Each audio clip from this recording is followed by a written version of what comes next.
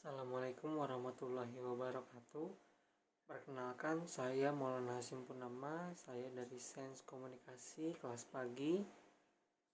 NIM saya adalah G2110155. Saya akan menjelaskan salah satu teori dari Max Weber, yaitu tentang karisma.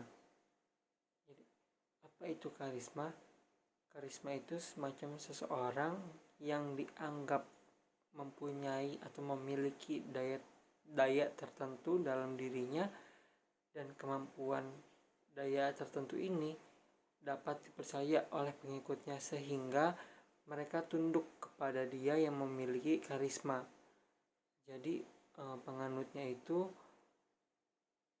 orang yang tunduk tanpa harus dipaksa oleh aturan, tanpa harus dipaksa oleh kekerasan, tanpa harus dipaksa oleh kekuatan gitu. Akan tetapi mereka akan tunduk karena mereka melihat karisma dari orang tersebut gitu. Jadi semacam, kalau Weber mengartikannya semacam daya spiritual gitu ya. Jadi contohnya itu seperti Dimas Kanjeng taat pribadi. Bagi pengikutnya, dia mempunyai kualitas tertentu meskipun ketika sekarang kita tahu bahwa dia tuh bukan siapa-siapa gitu. Weber juga tidak pernah menjelaskan mana karisma yang sesat, mana karisma yang lurus gitu. Nah, di sini juga Weber hanya menjelaskan ada gejala yang namanya gejala sosial yang bernama karisma gitu. Nah, dan orang yang dianggap karismatik itu dia yang mau ngomong apa aja dianggap kebenaran. Jadi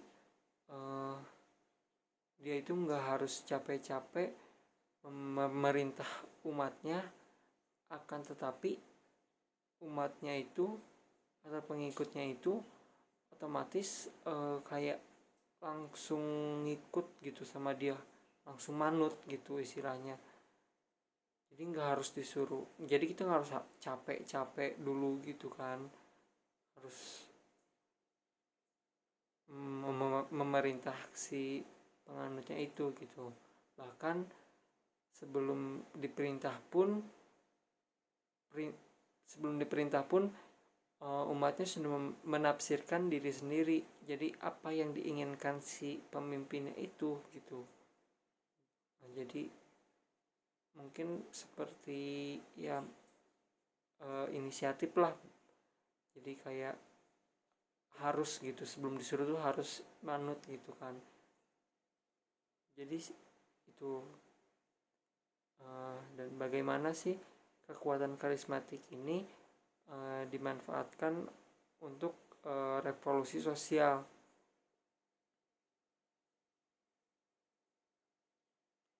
Jadi dimanfaatkan untuk melakukan dobrakan terhadap tatanan yang mapan gitu. Dengan bekal klaim karisma ini perjuangannya jadi dahsyat gitu. Jadi banyak yang sukses gitu. Contohnya seperti Pangeran Diponegoro, masih banyak kalian itu. Kenapa Pangeran Diponegoro itu pengikutnya ingin ikut berperang gitu? Karena beliau itu memiliki karisma yang beliau itu memiliki karisma gitu. Jadi tanpa harus kita teriak-teriak memerintah, jadi si pengikutnya itu otomatis langsung mengikuti gitu, langsung manut gitu kepadanya gitu, ke si pangeran itu gitu. Nah, jadi seorang karisma itu dengan perjuangannya itu memiliki ciri gitu. Jadi apa aja sih cirinya? Ya, biasanya itu yang pertama dianugerahi kemampuan yang sangat luar biasa. Nah, ini yang membuat orang percaya gitu. Kalau tidak ada ini, orang tidak akan percaya gitu, tidak akan mudah untuk bisa manut gitu. Nah, yang kedua, munculnya dalam keadaan krisis gitu. Jadi kalau situasi aman, tentram, orang nggak terlalu butuh dengan manusia yang luar biasa ini. Jadi kita ambil contoh seperti di superhero lah ya, gitu kan. Kalau misalnya Superman kan, kalau misalnya ada kejahatan dia baru muncul gitu ya. Kalau misalnya tidak ada, ya buat apa gitu dia muncul gitu, ibaratnya seperti itu ya contohnya. Nah, yang ketiga itu mampu mengatasi radikal krisis gitu, krisis radikal dengan cara yang unik dan tak terbayangkan gitu. Nah, yang keempat itu mengatasi dan mempesonakan gitu pengikutnya, dipercaya untuk berhubungan transdental. Nah, yang terakhir ini dia bisa membuktikan bahwa kebenaran ide yang dia kemukakan ini gitu loh. Nah, dari mana sih datangnya karisma itu? Yaitu dari personal meaning dia, dari pemaknaan diri personal, secara personal gitu.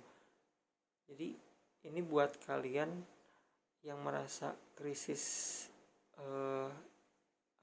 krisis identitas, sedang bingung atau memaknai diri sendiri, konsep personal meaning ini bisa kalian pakai gitu. Jadi yang pertama itu ada konsep diri, warisan, turistik, budaya, tradisi, orientasi atau politik, supratualitas atau agama, kesenangan, dan nilai atau ideal. Nah, hal-hal yang inilah yang menunjukkan rujukan setiap orang gitu.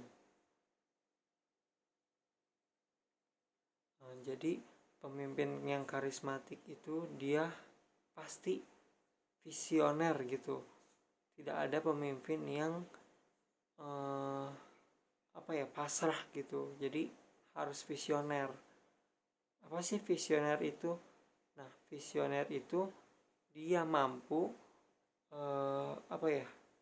dia mampu tuh besok pemikiran itu besok akan seperti apa gitu. Atau kan hari ini seperti sekarang, misal saya kasih contoh nih ya, sekarang lagi ujian, misal nilai dapat 70. Nah, besok tuh harus punya visi gitu kan, nilainya harus lebih bagus lagi gitu loh.